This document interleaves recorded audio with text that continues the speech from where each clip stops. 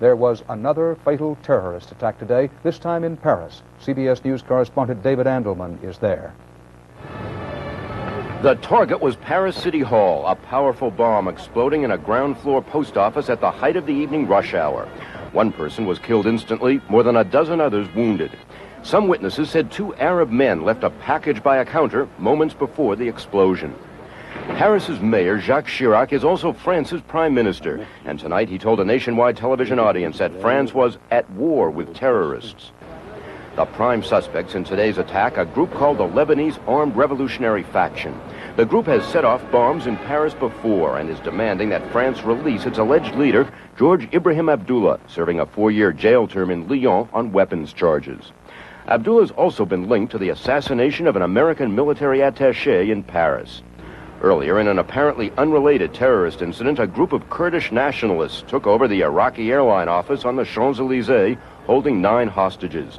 They surrendered without a shot being fired, just a half hour before the bomb went off at City Hall, and France was at war again. David Andelman, CBS News, Paris.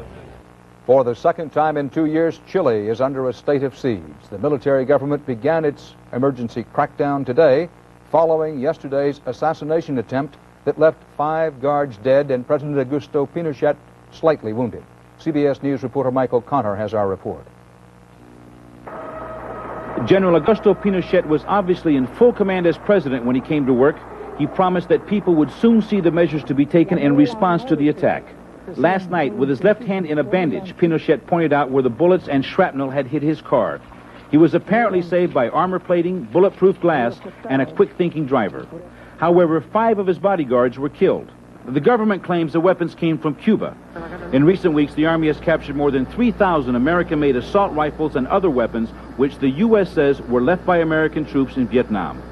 Meanwhile, Chilean troops sealed off and searched La Victoria, a poor neighborhood that is a center of resistance to the government. Police have reportedly arrested 2 leaders of a leftist political party and the editor of an opposition magazine. There's some concern that the crackdown will include even moderate opponents of the regime. And leaders of middle-of-the-road political parties have been quick to say they want peaceful change. And the transition to democracy has to avoid violence, and we are against it. But the crackdown has gotten nasty. People who had sought asylum in the Dutch embassy were dragged out of a car driven by a Dutch diplomat and arrested. President Pinochet said today, people in Chile have no idea the danger the country is in. He is expected to lead a large pro-government rally tomorrow. Mike O'Connor, CBS News, Santiago. Still to come on tonight's CBS Evening News, Bill Moyers with a commentary about the Danilov case, and veteran correspondent Bruce Morton with a special report on the victims of terrorism, casualties beyond the dead and the wounded.